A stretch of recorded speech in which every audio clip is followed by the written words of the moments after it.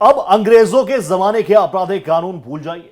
आज का सवेरा नई संभावनाओं, नए कानून को लेकर आया। दरअसल आज से देश में 3 नए आपराधिक कानून लागू हो गए हैं। जी हाँ, आईपीसी, सीआरपीसी की जगह भारतीय न्याय संहिता यानी बीएनएस, भारतीय नागरिक सुरक्षा संहिता यानी बीएनएसएस और भारतीय साक्ष्य अधिनियम बीएसए के तहत न्याय व्यवस्था आगे बढ़ेगी। नए कानून में डिजिटली साक्ष्य लेकर एफआईआर और फोरेंसिक लैब पर फोकस किया गया है। बीएनएस के हर प्रावधान में समय सीमा तय की गई है। जी हाँ, एफआईआर से लेकर जांच, चार्जशीट, कोर्ट के फैसले तक के लिए समय सीमा निर्धारित कर दी गई है। माना जा रहा है कि इससे न सिर्फ पुलिस जांच में तेजी आएगी बल्कि कोर्ट की कार्रवाई में भी तेजी आएगी और फैसले जल्द होंगे। नए कानून के मुताबिक कोर्ट को पहली सुनवाई की तारीख से 60 दिनों के अंदर, जी हां 60 दिनों के अंदर आरोप तय करने होंगे और अंतिम सुनवाई के अधिकतम 45 दिनों में फैसला सुनाना जरूरी कर दिया गया है। और जांच और फैसलों के लिए मोबाइल और आप देखते हैं मैसेजेस के जरिए जो साक्ष्य होते हैं वो स्वीकार किए जाएंगे। बहुत बड़ा सवाल था पहले, इससे कोर्ट में तारीख पर तारीख वाली हालत नहीं बनेगी और इसके बारे में जल्दी जल्दी अपडेट भी किया जाएगा। ये भी एक बहुत महत्वपूर्ण है कि अगर आपने कोई मामला दर्ज कराया है तो आपको फोन के जरिए उसकी जानकारी मिलती रहेगी। केस जल्द निपटेंगे, इस बात की उम्मीद बढ़ी है। और देखिए आज से आपराधिक कानून में यह बदलाव कितना असरदार होगा, करेंगे बड़े पैनल के साथ चर्चा, लेकिन उससे पहले देखिए यह विस्तृत रिपोर्ट।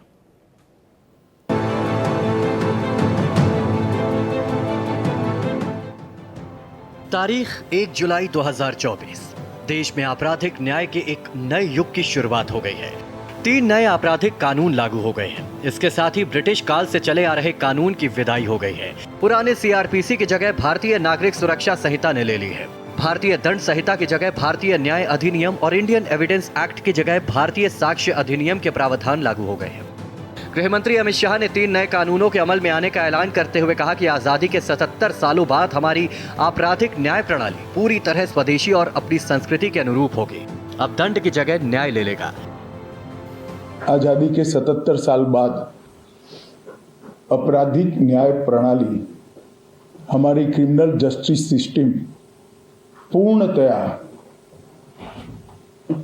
स्वदेशी हो रही है। दंड की जगह न्याय लेगा, देरी की जगह स्पीडी ट्रायल और स्पीडी जस्टिस मिलेगा। 3 नए कानूनों में तेजी से न्याय सुनिश्चित करने के लिए एफआईआर से लेकर फैसले तक को समय सीमा में बांधा गया है। आपराधिक ट्रायल को गति देने के लिए नए कानून में 35 जगह टाइमलाइन जोड़ी गई है। शिकायत मिलने पर एफआईआर दर्ज करने, जांच पूरी करने, अदालत के संज्ञान लेने, दस्तावेज दाखिल करने और ट्रायल पूरा होने के बाद फैसला सुनाने तक की समय सीमा तय है। साथ ही आधुनिक तकनीक का भरपूर इस्तेमाल और इलेक्ट्रॉनिक साक्ष्यों को कानून का हिस्सा बनाने से मुकदमों के जल्द ही निपटारे का रास्ता आसान हो जाएगा। ये कानून सबसे आधुनिक न्याय प्रणाली का सर्जन करेंगे। कंप्यूटराइजेशन की प्रक्रिया ऑलरेडी पूरी हो गई है।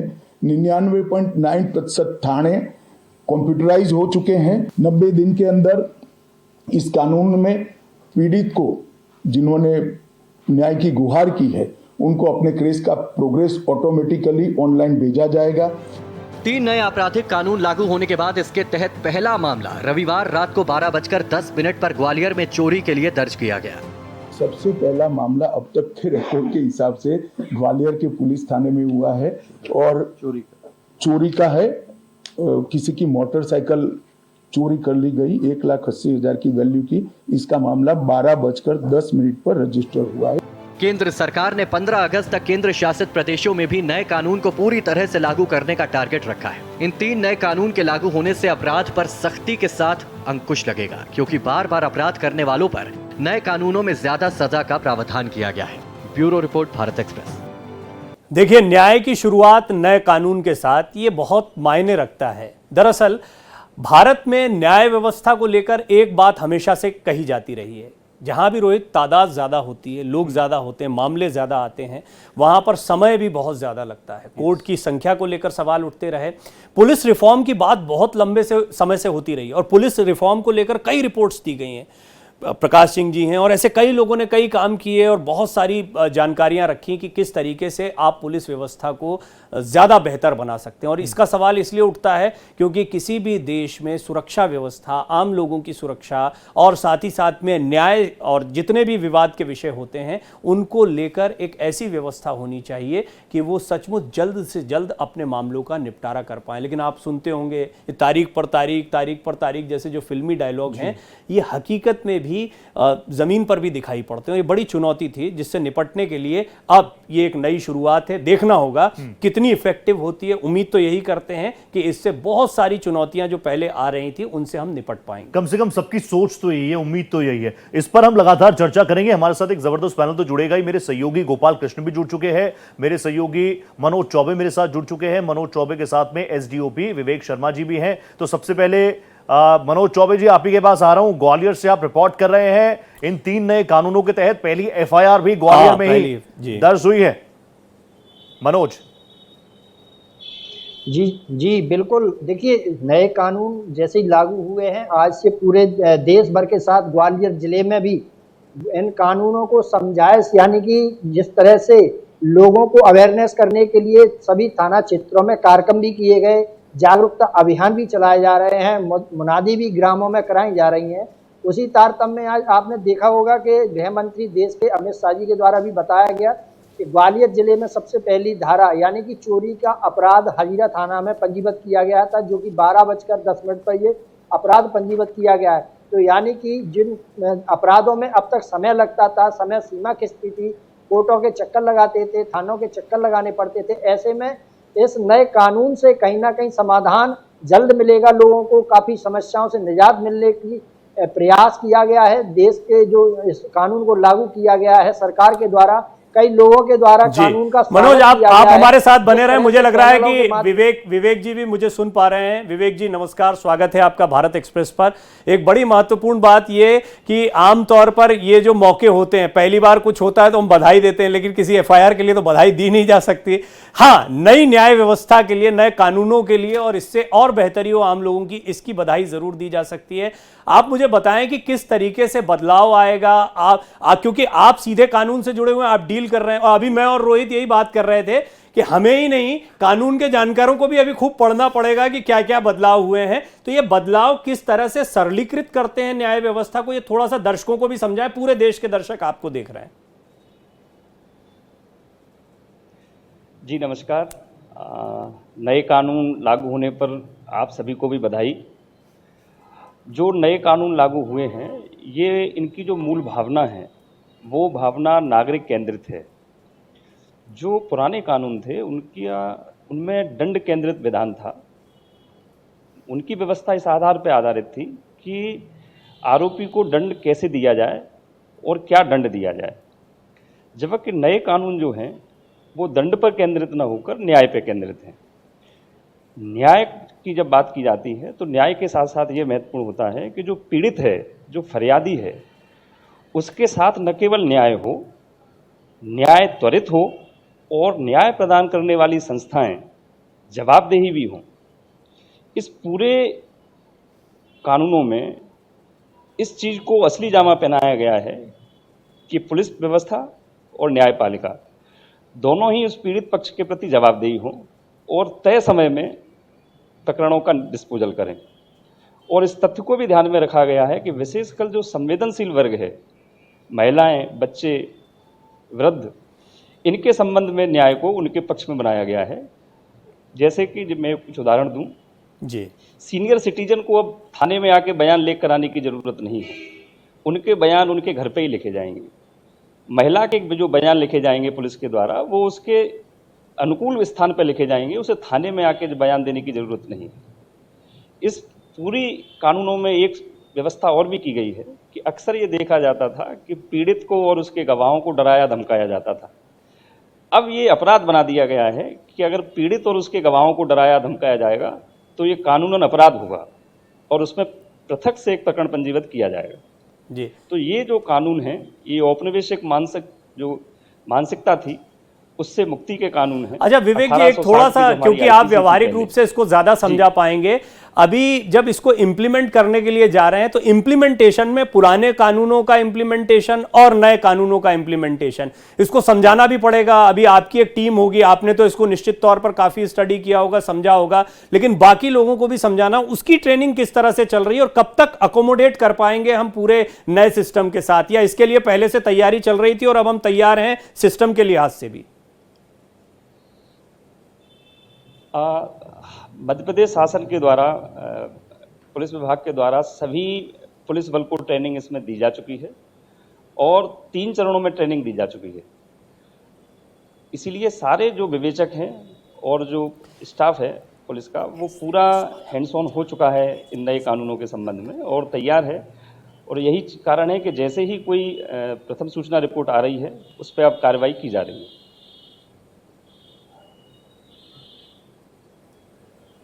जी विवेक जी, एक चीज और आपसे ये जरूर जानना चाहते हैं कि एसएमएस के जरिए इंफॉर्मेशन अब दी जाएगी, पल पल का अपडेट मिल पाएगा, और इसको करने के लिए डिजिटली क्या क्या प्रयास किए गए, यानी किस तरह से इक्विप्ड किया गया है आप लोगों को कि अब लोगों को उनके मोबाइल फोन पर पल पल का अपडेट मिल पाएगा, जो भी वादी होंगे, फरियादी होंगे, उन लोगों को? जैसा कि इस कानून में है, प्रावधान है कि अब एफआईआर डिजिटल आधार पे भी की जा सकती है। फरियादी के साथ अगर कोई घटना हुई है तो वो डिजिटल आधार के उस पर अपने मोबाइल के फ़ोन से कुछ सिंपल टाइप करके अपने साथ हुई घटना के संबंध में उस थाने को लेकर करा सकता है। और 3 दिन में अगर वो थाने पर आके अपनी उस पर हस्ताक्षर करता है तो एफआईआर उसमें पंजीबद्ध कर ली जाएगी, उसको तत्काल आना बाध्यकारी नहीं है। ठीक इसी तरीके से जो भी डिजिटल साक्ष्य हैं जी, उनको ग्राह्य किया गया है।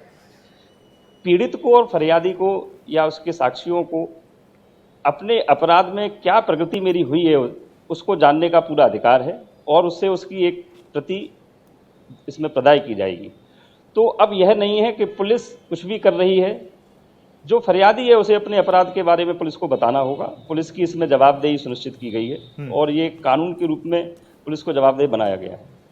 ठीक है, thank you so much sir, आपने वक्त दिया। भारत एक्सप्रेस को बहुत धन्यवाद। लगातार और इससे अच्छा क्या हो सकता है रोहित की जहां ग्वालियर पहली एफआईआर दर्ज हुई है वहां से विवेक जी ने इतनी अच्छी जानकारियां दी हैं, और क्योंकि वो डायरेक्ट अथॉरिटी हैं जो इंप्लीमेंटेशन में इन्वॉल्व हैं, तो आपसे सचमुच में जो जानकारियां मिली वो बड़े काम की और इस शो की एक बड़ी अच्छी शुरुआत आपने दी। बहुत बहुत धन्यवाद। आगे और भी मजा आएगा। अशोक कुमार जी पूर्व डीजीपी उत्तराखंड हमारे साथ जुड़ चुके हैं। मुरारी तिवारी सर मेरे साथ जुड़ चुके हैं, चेयरमैन है बार काउंसिल ऑफ दिल्ली की। तो तिवारी सर एक बार फिर से मैं आ गया आपके पास। नमस्ते, बहुत स्वागत आपका भारत एक्सप्रेस पर। मैं रोहित बात कर रहा हूं। कल भी हम लोगों ने बात की और कल आपने बताया कि आप बहुत पॉजिटिव हैं इन तमाम कानूनों को लेकर। आप लोग भी पढ़ रहे हैं, तमाम चीजों को जान रहे हैं, समझ रहे हैं, लेकिन आज एक बार फिर से, क्योंकि फ्रेश शुरुआत है, आज लागू हो चुके हैं तीनों कानून। मैं ये जानना चाहूंगा भारतीय दंड संहिता से भारतीय न्याय संहिता तक आने का ये सफर आप कैसे देख रहे हैं? कितनी जरूरत थी इसकी? रोहित, हमें समझने की जरूरत है कि एक ही साथ 3 नए कानून बदले गए हैं, जिसमें जो आईपीसी है, जिसको बीएनएस हम बोल रहे हैं, ये एक सब्सटेंशियल लॉ होता है। इसमें सारे जो ऑफेंसेज होते हैं उनके सजा और उनका जो इंग्रेडिएंट है वो एक्सप्लेन होता है। तो आम आदमी को ये जानना जरूरी है कि आईपीसी में पूरा बदलाव आ गया है। उसके बाद जो कोड ऑफ क्रिमिनल प्रोसीजर जिसको हम लोग बोलते थे, उसको अब बीएनएस भारतीय नागरिक सुरक्षा संहिता बोल रहे हैं, क्योंकि ये एक प्रोसीजरल लॉ है। वो जो आईपीसी में मुकदमे दर्ज होते हैं उसकी कार्रवाई कैसे होगी वो बीएनएस के प्रोविजंस के तहत होती है। तीसरा जो बदलाव हुआ है, जिसको हम लोग पहले इंडियन एविडेंस एक्ट बोलते थे, वो अब हो गया है भारतीय साक्ष्य अधिनियम बीएसए। उसका भी उतना ही इम्पोर्टेंट है जितना इन दोनों एक्ट का इम्पोर्टेंट है।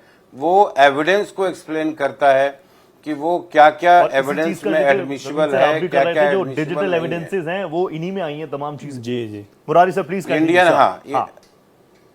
ये जो भारतीय साक्ष्य अधिनियम है, इसके अंदर भी काफी मेजर जो चेंज हुआ है, जो इलेक्ट्रॉनिक एविडेंसेस हैं, जैसे आपने अभी बताया था कि जो व्हाट्सएप है, ईमेल्स हैं, इसमें जो डॉक्यूमेंट की डिफिनेशन ही बहुत लार्ज कर दिया है। पहले डॉक्यूमेंट का मतलब होता था कि कोई एक रिटन डॉक्यूमेंट, प्रिंटेड डॉक्यूमेंट। अब डॉक्यूमेंट की डिफिनेशन बहुत बड़ी कर दी है। डॉक्यूमेंट के डिफिनेशन में आपका कहते हैं ना, किसी का कोई व्हाट्सएप का हार्ड कॉपी हो या ईमेल्स का हार्ड कॉपी हो, कंप्यूटर हो, उसके अंदर जितने इलेक्ट्रॉनिक डिजिटल गैजेट्स, मोबाइल हो, ये सब अब डॉक्यूमेंट के तौर पर ट्रीट किए जाएंगे और उसमें जितना इलेक्ट्रॉनिक एविडेंस है अब सीधा डायरेक्ट एडमिसिबल होगा। तो ये एक मेजर चेंज हुआ है इंडियन एविडेंस एक्ट में। बहुत लंबे टाइम से इसके इंतजार था और इसके लिए हमें बड़ा प्रयास करना पड़ता था प्रूव करने के लिए। पुराने एक्ट में अलग से एक एफिडेविट देना पड़ता था, लेकिन अब वो समस्या खत्म हो गई है। जो आपने बीएनएस की बात की और इन तीनों जो कानून में जो बदलाव आया है, वो जो आपने एक बहुत पॉपुलर सेइंग सुना हुआ है कि जस्टिस डिलेड जस्टिस डिनाइड, ये जो मेन ऑब्जेक्टिव है इन तीनों एक्ट का, मुझे लगता है कि यही उसका सोल ऑब्जेक्ट है कि जस्टिस डिलेड जस्टिस डिनाइड को इसको गलत प्रूव करें और लोगों को स्पीडी न्याय में देरी हुई तो न्याय मिला ही नहीं, ये बात जो है बहुत समय से कही जाती थी। Justice delayed is justice denied. लेकिन ये कैसे होगा इसको जरा समझेंगे और आपसे और डिटेल में तिवारी सर और ज्यादा जानकारी इस पर लेंगे। अशोक कुमार जी भी मेरे साथ मौजूद हैं जो कि पूर्व डीजीपी उत्तराखंड है और बड़ा दिलचस्प रहता है उनसे बात करना, इसलिए भी क्योंकि वो पुलिस की कार्रवाई से बहुत करीब से वाकिफ रहते हैं और एविडेंसेस या साक्ष्यों को जुटाना हो या सीधे डील करते हैं जब भी कोई फरियादी उन लोगों के पास आता है। तो अशोक जी, एक बहुत ही महत्वपूर्ण बात हमेशा से ये कही जाती रही है कि हमारे देश में पुलिस रिफॉर्म भी होना चाहिए। मैं जानता हूं ये एक बहुत लंबी डिस्कशन रही है। मेरा पत्रकारिता का जो करियर रहा उसमें मैं हमेशा पुलिस रिफॉर्म की बात सुनता रहा। प्रकाश सिंह जी बड़ा काम करते रहे, उनसे बड़ी चर्चा होती रही। लेकिन मुझे ये बताइए कि अभी जो ये नई न्याय व्यवस्था है या न्याय को लेकर नई डेफिनेशंस देना, न्याय व्यवस्था कहना तो ठीक नहीं होगा, लेकिन ये जो नई डेफिनेशंस हैं ये क्या पुलिस को भी रिफॉर्म करेंगी, पुलिस के काम करने के तरीके को भी बदलेंगी, उनके प्रेशर को भी कम करेंगी? बिल्कुल, मैं मानता हूं कि ये पुलिस को ही नहीं, पूरी क्रिमिनल जस्टिस सिस्टम को, पूरी आपराधिक न्याय प्रणाली को इम्पैक्ट करेंगी, क्योंकि ये जो जितने चेंजेज हैं ये आम जनता के लिए बहुत पॉजिटिव चेंजेज हैं। जैसे कि आप देखा 0 FIR, यद्यपि वो पहले छोटा मोटा प्रचलन में था, किंतु उसको लीगल सैंक्टिटी आई है अभी। मतलब देश भर में आप कहीं भी किसी भी थाने में जाइए और कहिए मेरे साथ अपराध हुआ है, तो वो ये कह करके कि हमारा एरिया नहीं पड़ता है तो टाल मटोल नहीं कर सकता है। ही हैज द राइट कि वो 0 FIR दर्ज करके कंसर्न एरिया जहाँ के क्राइम हुआ है वहां पे भेज सकता है। तो वहीं से शुरू करके हर चीज में बड़े चेंजेस आए हैं। साइंटिफिक एविडेंस की तरफ अब जो है हम लोग जाएंगे। और दूसरा, जो रिकवरी होती है, सीजर्स होते हैं, उसकी वीडियोग्राफी मैंडेटरी होगी। ठीक है, फॉरेंसिक साइंस का यूज मैंडेटरी होगा 7 साल से ज्यादा अपराध में। मतलब इन्वेस्टिगेशन और ज्यादा साइंटिफिक हो जाएगी। जो सबसे बड़ी चेंज मैं मानता हूँ वो जो तिवारी जी ने भी कहा वो है एविडेंस, डिजिटल एविडेंस की स्वीकार्यता।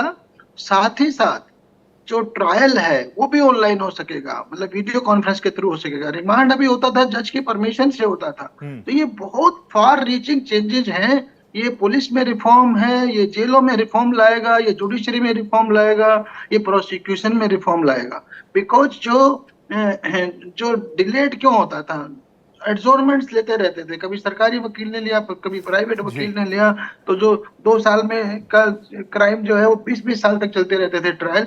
तो ये बहुत बड़ी बात होने वाली है। आम जनता के हित के लिए कानून आया है जिससे कि जो जस्टिस डिलेड ना होने पाए। हर जगह टाइमलाइन है, यद्यपि मुझे ये मुश्किल लगता है कि टाइमलाइन पुलिस और जुडिशरी दोनों फॉलो कर पाएंगे। मतलब it is not an easy task. मतलब ये बहुत ही आपने ये बड़ा इंपॉर्टेंट प्रश्न, क्योंकि दुबे साहब भी हमारे साथ मौजूद हैं, एडवोकेट हैं, सुप्रीम कोर्ट के बहुत सारे मामले देख चुके होंगे। दुबे साहब, ये बहुत बड़ा सवाल है कि हमने नए सिरे से डिफाइन किया, बहुत सारे सुधार किए हैं, लेकिन कोर्ट की संख्या, जजों की संख्या, बहुत फास्ट ट्रैक कोर्ट्स की भी प्रयोग किए गए, बहुत सारे प्रयोग हुए। जल्दी न्याय कैसे होगा, ये कैसे तेज हो पाएगा, स्पीडी कैसे हो पाएगा? और justice delayed is justice denied वाली बात जो तिवारी जी ने कही, उससे हम कैसे पार पाएंगे जबकि ये नई व्यवस्था लागू करेंगे? देखिए, ये तो सीधी सी बात है, इसको बेसिकली समझना चाहिए। समझने की बात ये है कि आपके पास 250-150 साल पुराना कानून है और 150 साल में इतने सारे परिवर्तन हो चुके हैं। आज की तारीख में mostly lower court, supreme court और हाई कोर्ट के जजमेंटों से चल रहा है। होता क्या है कि हम संहिता सामने रखते हैं, लेकिन उसके ऊपर सुप्रीम कोर्ट का जजमेंट है और उसके ऊपर हाई कोर्ट का जजमेंट है। हाई कोर्ट और सुप्रीम कोर्ट के जजमेंटों में भी दो वकील अलग रख कहते हैं साहब ये 3 जजेस की बेंच का है, ये 5 का है, ये लेटेस्ट है, ये बात का है, ये हमारे हाई कोर्ट का है, ये फला हाई कोर्ट का है। तो कुल मिलाकर बात ये आती थी कि जो संहिताबद्ध है उसके ऊपर उससे ज्यादा जजमेंट्स हैं, तो हम उसी में उलझे रहते हैं कि भाई ये जजमेंटों के आधार पर चलेगा। आज की तारीख में नई संहिता में उन्होंने उसको लेखबद्ध कर दिया है जो अभी तक हुआ है। कुछ धाराएं इररिलेवेंट हो गई हैं, कुछ की आवश्यकता हो गई है। नए सिरे से आर्टिकल 142 में भी सुप्रीम कोर्ट ने बहुत सारे कानून बीच बीच में बनाता रहता है कि भाई ये कैसे चलेगा। अब वो चीज कहीं लिखित ना होने की वजह से बहुत सारे लॉयर और बहुत सारे जो याची हैं उनको बहुत समस्याएं होती थी जी। आज हमने उसको संहिताबद्ध कर दिया। दूसरी जो सबसे इंपॉर्टेंट बात है डिले की, वो ये है कि हम हर चीज मैनुअली चलते थे कि साहब अगर आपको कोई रिकॉर्ड चाहिए तो रिकॉर्ड के लिए कोर्ट ऑर्डर करेगा, ऑर्डर करके वो थाने जाएगा, फिर थाने में वो जमाने तक आता रहेगा, कोर्ट 4 बार उसको रिमाइंडर भेजेगा, फिर वो कहेंगे साहब आ रहे हैं, आज थानेदार साहब नहीं थे, आज ऐसा नहीं। सारा इलेक्ट्रॉनिक करने का मतलब हो गया कि अब तो जो याची हैं या मैं कहूं कि जो पार्टियां हैं, पार्टी भी अपडेट होती रहेगी कि भाई ये हो गया है आज कोर्ट में। अच्छा, कुल मिला के ऐसे समझें कि इस पूरे प्रक्रिया का जो है डिजिटाइजेशन हो रहा है। और क्या होता है कि जब न्याय की बात होती है तो इन सारे मामलों को जरा उदाहरणों, और आप जैसे प्रबुद्ध लोग बैठे हो जो कानून को इतने करीब से जानते हैं, तो थोड़ा इसको हम उदाहरणों के जरिए भी समझेंगे ताकि सामान्य दर्शक भी इस बात को अच्छे से समझ पाए कि क्या बदलाव आए हैं और कैसे न्याय व्यवस्था जो है वो मजबूत होगी, कैसे तेज होगी। गोपाल कृष्ण हमारे सहयोगी के पास चलते हैं। गोपाल जी, लगातार आप सुप्रीम कोर्ट की तमाम प्रोसीडिंग्स को देखते हैं, समझते हैं। आज 3 नई संहिता लागू हुई, क्या कुछ रहा पूरा कोर्ट में, क्या कुछ सुगबुगाहट रही एडवोकेट्स के बीच में? देखिए, जहाँ तक सुगबुगाहट का सवाल है तो अब जो नए कानून बने हुए हैं उस कानून को न सिर्फ पुलिस बल्कि वकील और जजेस को भी पढ़ना पड़ेगा। और इसको लेकर के जो कानून के जानकार हैं वो मानते हैं कि कम से कम 1 साल तक का वक्त लग सकता है पूरे जो है इस कानून को समझने में और जो धाराएं हैं जो बदली गई हैं उन्हें याद रखने में। क्योंकि जो पिछली जो कानून थे उसे टिप्स पर लोगों को याद था और जो है उस धारा के तहत मुकदमा पुलिस वाले दर्ज कर लेते थे या एडवोकेट थे उसका हवाला अदालत में देते थे या जज जो है उसके तहत अपने फैसले देते थे। लेकिन अब वो सारी चीज़ें बदल गई है, सभी के लिए यह नया है और इसे अपनाने में बहुत समय लगेगा, यानी कि 1 साल तक का वक्त लगेगा। और इसको लेकर के वकील और जज दोनों में हलचल एक तरीके से है। लेकिन वहीं जो नया कानून है उसका स्वागत भी कानून के जानकार और जजेज कर रहे हैं और यह मान रहे हैं कि अगर इस कानून को सही तरीके से लागू किया गया, जिसकी जिम्मेदारी है यानी कि पुलिस वाले की, तो फिर जो अपराध है उस पर लगाम लग पाएगा। क्योंकि इस कानून में सबसे ज्यादा जोर अगर दिया गया है तो बच्चों के अपराध पर, महिलाओं को लेकर के दिया गया है। कहा गया कि अगर बच्चियों के साथ रेप होता है, उसकी हत्या हो जाती है, तो मौत तक की सजा का उसमें प्रावधान किया गया है। साथ ही अगर गाड़ी चलाते वक्त लापरवाही से किसी की मौत हो जाती है तो उसमें 10 साल तक का सजा का प्रावधान किया गया है, जिसको लेकर पूरे देश में बवाल मचा हुआ था। और ट्रांसपोर्ट ऑर्गेनाइजेशन जो है जगह जगह हड़ताल किए हुए थे, धरना प्रदर्शन दिए हुए थे। सरकार के समझाने के बाद जो है हड़ताल वापस हुआ था। तो कई ऐसे कानून हैं जिसे बदल दिया गया है और जो ब्रिटिश काल से चलता रहा था कानून, अब इतिहास के पन्नों में वह कानून दर्ज हो गोपाल, आप गया बने है। रहे हमारे साथ क्योंकि आपके साथ कोर्ट के बहुत सारे मामलों पर बातचीत होती है और सच पूछिए तो पत्रकारों की समझ ऐसे ही होती है कि हम मामलों को देख कर ही कोर्ट की कार्यवाही और प्रोसीडिंग्स को समझ पाते हैं और कई ज्यादातर मामले राजनीतिक होते हैं। लेकिन जब बात होती है आम लोगों की तो आम लोगों के ऐसे बहुत सारे केसेस होते हैं जिससे वो सालों साल जूझते रहते हैं। इस पर कैसे असर पड़ेगा, बहुत ही शानदार पैनल हमारे साथ लगातार बना हुआ है। अशोक कुमार जी, पूर्व डीजीपी उत्तराखंड, हमारे साथ मौजूद हैं। मुरारी तिवारी जी जो कि chairman bar council of Delhi हैं, वो हमारे साथ बने हुए हैं। सुप्रीम कोर्ट के वरिष्ठ अधिवक्ता DK दुबे साहब हमारे साथ मौजूद हैं। गोपाल आपको जानकारी दे ही दे रहे हैं। मुरारी सर, मैं आपसे ये जरूर जानना चाहता हूं क्योंकि अब वकीलों को भी एक तरीके से हम जैसा आपने देखा SDOP ग्वालियर से भी जब बात कर रहे थे तो उनसे भी यही प्रश्न था कि वकीलों को कितना नए सिरे से इसको समझना होगा, कितना आसान होगा या नई धाराओं की वजह से कितना समय देना होगा, कितनी प्रैक्टिस करनी होगी। ये एक नई पढ़ाई हो गई क्या एक तरह की? मैं रोहित और प्रवीण आप दोनों को बता दूं कि मैं मुरारी तिवारी फिर से एक लॉ का स्टूडेंट बन गया। जो 36 साल पहले एलएलबी शुरू की थी campus law centre Delhi university से, आज वही दिन वापस आ गया। सेक्शंस करीब 511 आईपीसी के सेक्शंस हम लोगों को जबानी याद थे, और सेक्शन 302 और 420 जैसे पॉपुलर सेक्शन हर एक आदमी के दिमाग में था कि ये आदमी 420 है, इसका मतलब इसने धोखाधड़ी किया है, 302 किया है, इसका मर्डर किया है। तो इसका मतलब आप अंदाजा लगा सकते हैं कि हमारे लिए कितना मुश्किल है। और अब इसकी तैयारी शुरू हो गई है, लेकिन समय लगेगा और इसमें हर चीज को दोबारा पढ़ना पड़ेगा, क्योंकि कई सेक्शंस के इंग्रेडिएंट्स भी बदल गए हैं, कंटेंट्स भी बदल गए हैं, नंबर तो बदल ही गए हैं। लेकिन हाँ, इसी उम्मीद से इसका स्वागत मैं करता हूं कि एक नई शुरुआत है, नए तरीके से। जैसे आपने कहा कि कुछ उदाहरण आप बताएं, तो उदाहरण मैं आपको बताऊं, 0 एफआईआर का उदाहरण है। जैसे किसी व्यक्ति को बदमाशों ने दिल्ली से किडनैप कर लिया और ले जा करके लखनऊ में कहीं वो छोड़ दिया या पकड़े गए, तो उसकी एफआईआर अब लखनऊ में भी हो सकती है और दिल्ली में भी हो सकती है। लेकिन पहले ऐसी व्यवस्था नहीं थी। अगर दिल्ली से किडनैपिंग हुई है, दिल्ली में ऑफेंस हुआ है, तो पहले दिल्ली में ही एफआईआर बनता था। लेकिन अब 0 एफआईआर का जो कॉन्सेप्ट आया है वो ये है कि आप उस घटना की सूचना कहीं किसी भी थाने में दे सकते हैं जहां आप कंफर्टेबल फील करते हैं। तो चीजों में परिवर्तन पहले आएगा। तो हम देखते थे एक वो ये बड़ा फिल्मों में भी चलता है तिवारी जी की वो एक सीमा पे ही लड़ाई हो रही है कि ये मेरे क्षेत्र का केस नहीं है, ये तुम्हारे क्षेत्र का केस है, ये हमारा मामला नहीं, और इसमें घंटों बीत जाते थे। एग्जैक्टली उसी का ये सोल्यूशन है, जो 0 एफआईआर है। अब मैं किसी भी थाने में एफआईआर करा सकता हूं। हाँ, इसमें ये जरूर होगा कि सब्सिक्वेंटली जैसे पता लगेगा कि किस थाने की घटना है, वो एफआईआर वहां पर ट्रांसफर हो जाएगी। और आजकल तो जो वर्चुअल इलेक्ट्रॉनिक सिस्टम है, ट्रांसफर होने में भी कोई वक्त नहीं लगेगा।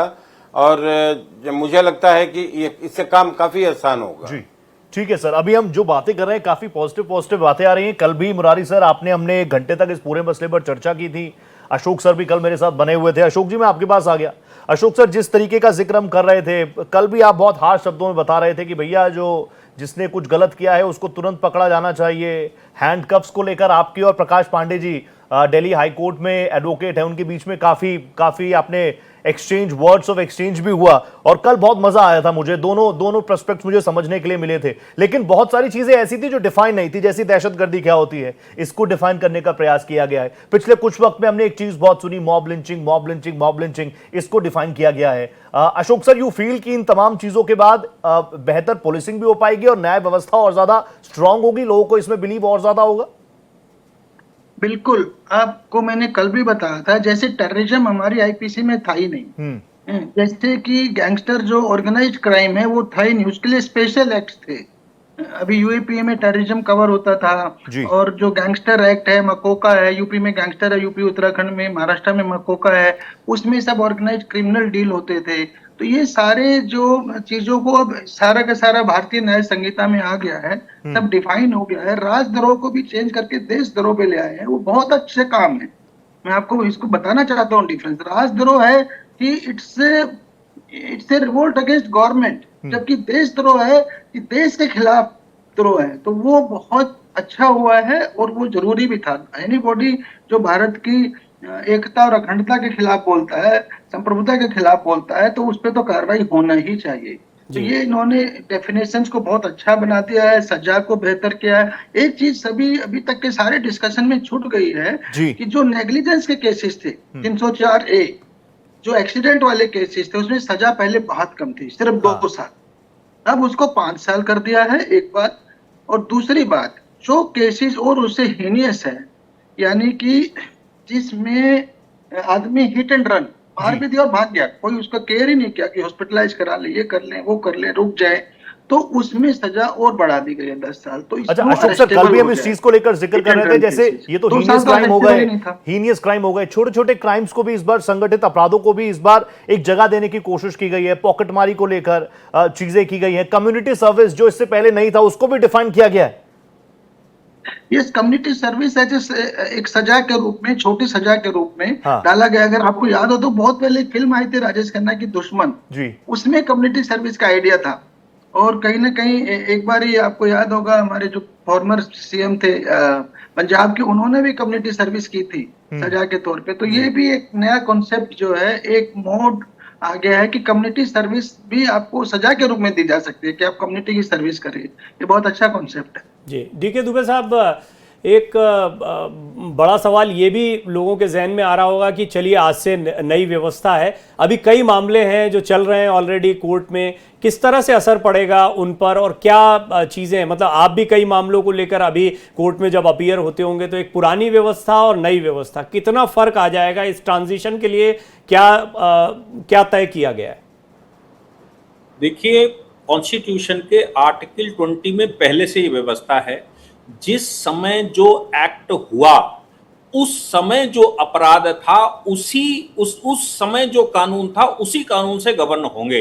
रात के 12 बजे अगर कानून बदल गया है और घटना 11:30 बजे की है तो 11:30 बजे जो कानून लगता था उसी कानून से गवर्न होंगे। क्राइम की एक परिभाषा बड़ी आसान है। क्राइम के विषय में यह कहा गया, whatever is defined by the statutory laws is a crime. Crime की कोई विशेष परिभाषा नहीं, क्योंकि क्राइम हर देश में अलग अलग परिभाषा एक ही चीज की हो सकती है। सपोज हमारे यहां बाईगामी अपराध है, किसी देश में नहीं होगा। तो जो देश की सरकार ने या संसद ने जो कानून बनाकर कह दिया है कि ये क्राइम है और ये पनिशेबल है, जिस दिन जो चीज जिस समय लागू थी उस समय उसी कानून से गवर्न होगा।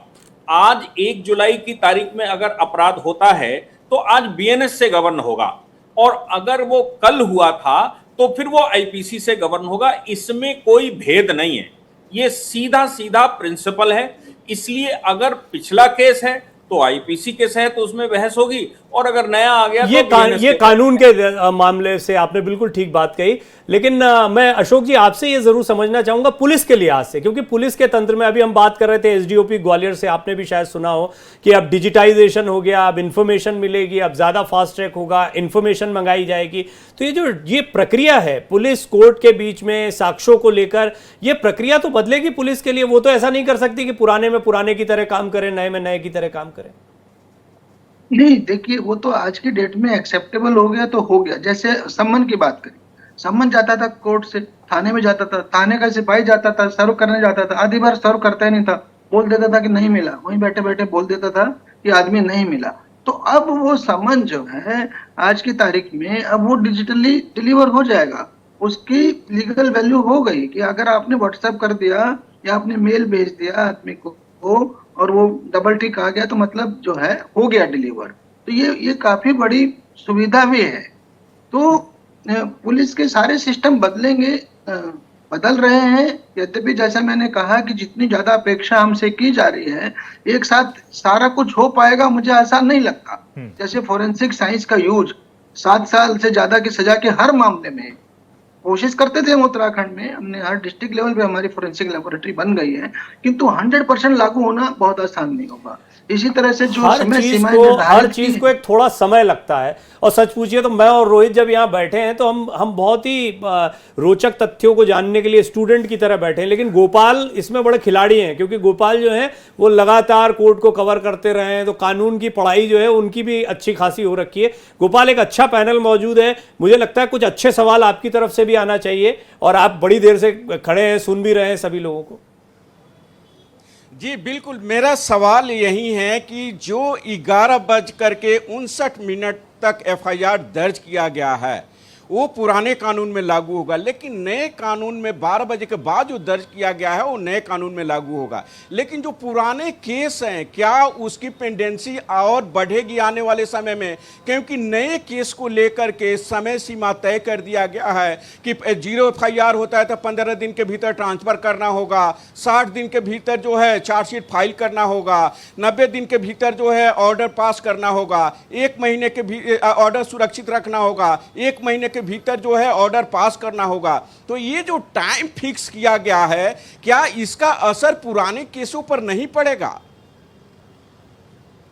मुझे ऐसा लगता है कि उस पर टाइम फिक्स बेशक ना हो, किंतु प्रक्रिया नई वाली बिल्कुल लागू हो सकती है। जैसे मैंने समन तामिल का बताया, ऐसे ही मैं रिमांड की बात कर रहा हूँ, ट्रायल की बात कर रहा हूँ। डिजिटल ट्रायल हो सकती है, ऑनलाइन ट्रायल हो सकती है, वीडियो कॉन्फ्रेंस के माध्यम से ट्रायल हो सकती है, तो अपने आप फास्ट बनेगा ना ये सिस्टम। वो सवाल है जो मेरे दिमाग में बड़ा उमड़ घुमड़ रहा था। मुझे लगता है हम सब यहाँ आके फंसे, लेकिन मुरारी तिवारी सर आप थोड़ा सा इसमें प्रकाश डालिए कि ये जो गोपाल ने भी उठाया, मेरे भी जहन में बार बार यही सवाल आ रहा है कि प्रक्रिया ठीक है। अब वो दुबे जी ने बड़े अच्छे से समझाया कि कोर्ट की तो वेल डिफाइंड डेफिनेशन है, आप भी उसको बताएं, लेकिन जो पुलिस की प्रक्रिया है और जो मामलों की पड़ताल करने की प्रक्रिया है उस पर कितना असर पड़ेगा, पुराने केसेस पर भी?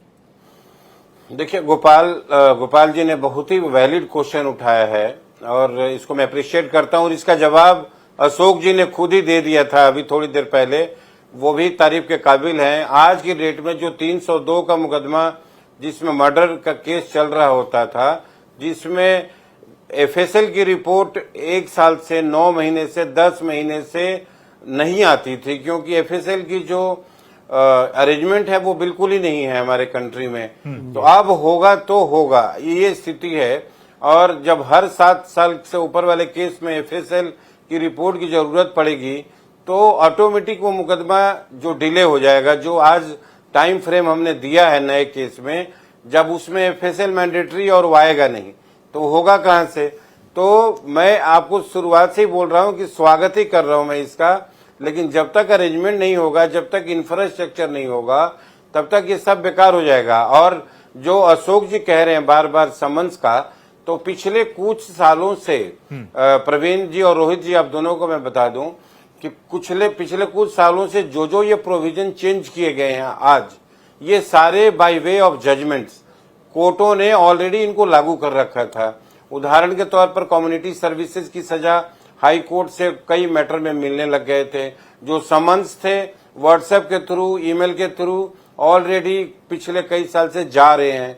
जो हियरिंग है, वर्चुअल हियरिंग ऑलरेडी हो रही है।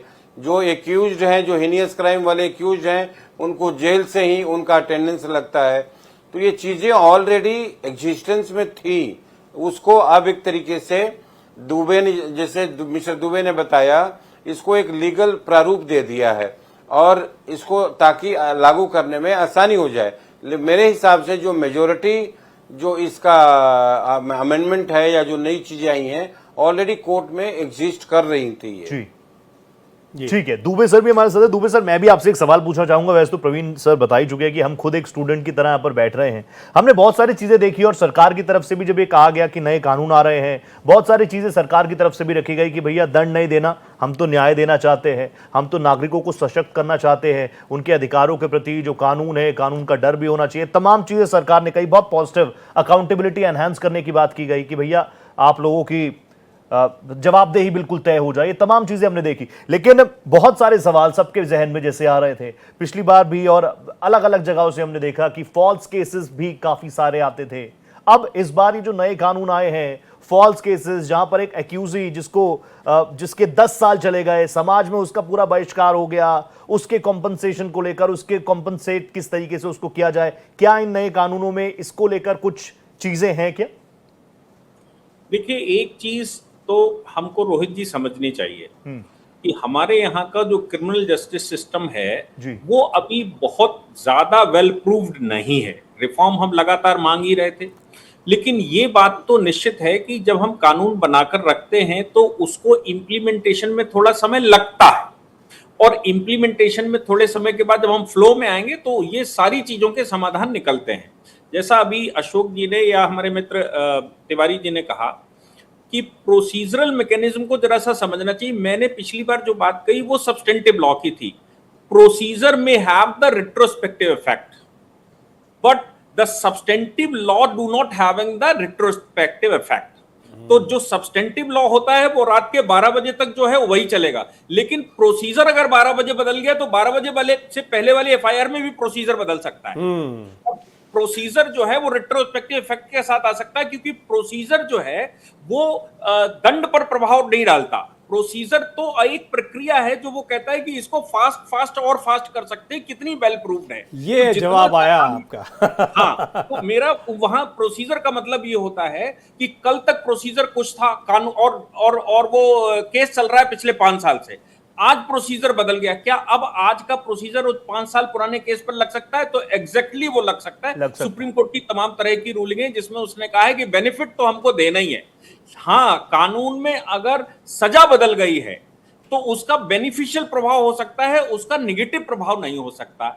इसलिए ये जो प्रोसीजरल मैकेनिज्म हमने बदली है यहां पर बहुत सारी चीजों की, और इसको इलेक्ट्रॉनिक किया है, इसको फास्ट ट्रैक पे डाला है, और इसको फास्ट ट्रैक पे डालने के बाद अब अगर कहीं ऐसा होता है कि भाई मैलिशियस प्रोसिक्यूशन है, तो मैलिशियस प्रोसिक्यूशन के प्रावधान हमारे पास पहले से हैं, और मैलिशियस प्रोसिक्यूशन में फाइन के प्रावधान भी हैं, उनको भी हमने यहां संहिताबद्ध किया है, और ये कहा है कि अगर मैलिशियस प्रोसिक्यूशन भी हो जाता है तो ये भी किया जा सकता है। मैं ये मानता हूं कि ये अभी हमारे यहां बहुत यूजुअल होने वाला नहीं है, क्योंकि हमारी प्रैक्टिस में वो चीज नहीं है, वो आने में थोड़ा समय लगेगा, लेकिन निश्चित रूप से संहिताबद्ध अगर आज कर दिया गया है, उसको जो भी टाइम लगेगा, जैसे मुरारी जी कह रहे थे कि भाई जब हमारे पास एफएसएल की फैसिलिटी नहीं, इंफ्रास्ट्रक्चर ही नहीं है, तो उसको मैंडेटरी करके तो वो लिस्पेंडेंस हो जाएगा। अब जब वो उसकी रिपोर्ट आएगी तो सीधा सीधा कोर्ट कहेगा कि भैया वो 1 साल बाद आ रही है तो 1 साल बाद हम शुरू करेंगे, उससे पहले क्या करें? तो जब तक एफएसएल की रिपोर्ट नहीं आएगी तब तक शुरू कैसे करें? तब सुप्रीम कोर्ट बार बार कहेगा कि नहीं, एफएसएल की रिपोर्ट के बगैर भी अगर बिना एफएसएल के भी चलाया जा सकता तो फिर चले, तो नई रूलिंगें आएंगी, उसमें 2-3-4 साल लगेंगे, और तब तक मुझे लगता है इंफ्रास्ट्रक्चर भी हम तैयार कर पाएंगे, तब हमें लगता है कि हम सही रास्ते पर सही तरीके से उसका काम कर पाएंगे जो हम करना बहुत चाहते हैं। बढ़िया तरीके से अभी जो चर्चा है वो बिल्कुल तारतम्य में बंधी हुई यहाँ तक पहुंची कि एक तो पुराने मामलों नए मामलों को समझ पाए, प्रोसीजर्स का फर्क कानून में और पुलिस की तरीके से हम इसको समझ पाए हैं। तो हम इसी व्यवस्था से चलते हैं कि संदर्भित करने लायक ये बातचीत रहा, इतना प्यारा पैनल बैठा हुआ है। मैं ये चाहता हूं कि अब चर्चा को इस तरफ हम ले जाएं कि किस तरीके से ये जो नए कानून आए हैं इसको लेकर एक बात कही जा रही है। और अशोक जी, पहले चर्चा में आपको लाना चाहूंगा, क्योंकि अभी पुलिस कानून से भी समझेंगे, 2 मोर्चों पर बात है, एक तरफ जांच पड़ताल या तफ्तीश, पुलिस सबसे पहले वहां, फिर कोर्ट। तो पुलिस जो है वो ज्यादा सशक्त हो रही है इस नए कानूनों से, ऐसा बहुत से लोग बोलते दिखाई दे रहे हैं। क्या ये तथ्यात्मक रूप से सही बात है? यदि सही है तो कैसे? देखिए, ऐसा विशेष तो मैं नहीं कहना चाहूंगा, सिर्फ प्रोसीजर्स में मेजर चेंज आया है, कई जगह कानून को क्लियरली डिफाइन हुआ है, तो वो पुलिस सशक्त नहीं, वो तो देश सशक्त हो रहा है, समाज सशक्त हो रहा है। अगर हम टेररिस्टों पे कार्रवाई कर रहे हैं, गैंगस्टर्स पे कार्रवाई कर रहे हैं, तो मेरे विचार से जो बात हो रही है कैपेसिटी बिल्डिंग की, वो उसका सबसे बड़ा बर्न पुलिस पे ही आएगा। बिकॉज जो एक्सपेक्टेशंस हैं, अपेक्षाएं हैं इन तीनों नए कानूनों की, कि 7 साल से ज्यादा सजा के हर एक में फोरेंसिक साइंस का यूज हो, और फिर वो टाइम बाउंड भी इन्वेस्टिगेशन हो जाए, और जैसा कहा जा रहा है कि कभी कभी तो 6-6 महीना 1-1 साल लगा देती है। इसका मतलब मुझे अपनी फोरेंसिक कैपेसिटी बिल्ड करना है, मुझे मैन पावर ज्यादा चाहिए जल्दी विवेचना करने के लिए, रिक्रूटमेंट चाहिए, एसआईज की संख्या कम पड़ेगी। तो ये जो कैपेसिटी बिल्डिंग वाला काम है, ये पुलिस के लिए एक बहुत बड़ा चैलेंज होने वाला है। और जहां तक बात है कि ये पुलिस के फेवर में लॉज है, मैं तो ये कहूंगा कि ये पूरी आपराधिक न्यायिक प्रणाली के फेवर में लॉज है, समाज के फेवर में लॉज है, क्रिमिनल के अगेंस्ट लॉज है। जी मुरारी सर, आप इस पर कोई टिप्पणी करना चाहेंगे?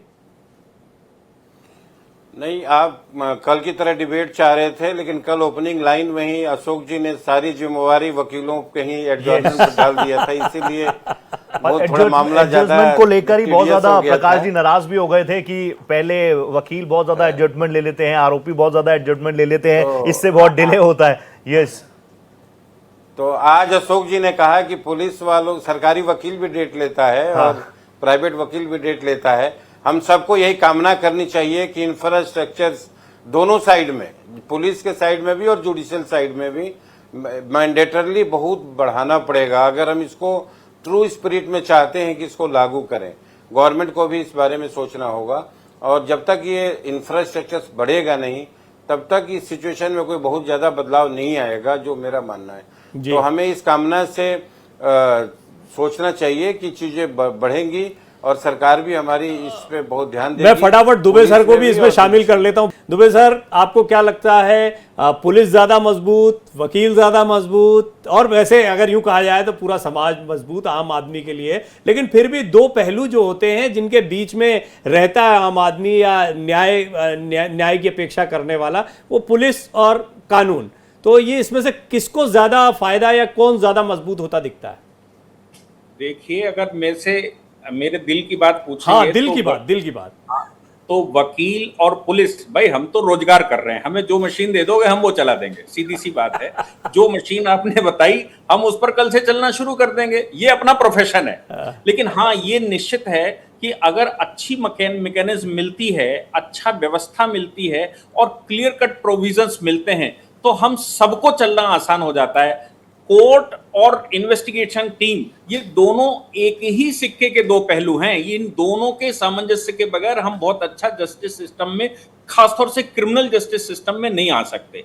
हम दोनों को ही एक साथ चलना पड़ता है और एक दोनों का सहयोग करना पड़ता है। उसके लिए कानूनों की लड़ी भी चाहिए जो कॉपरेशन बना सके।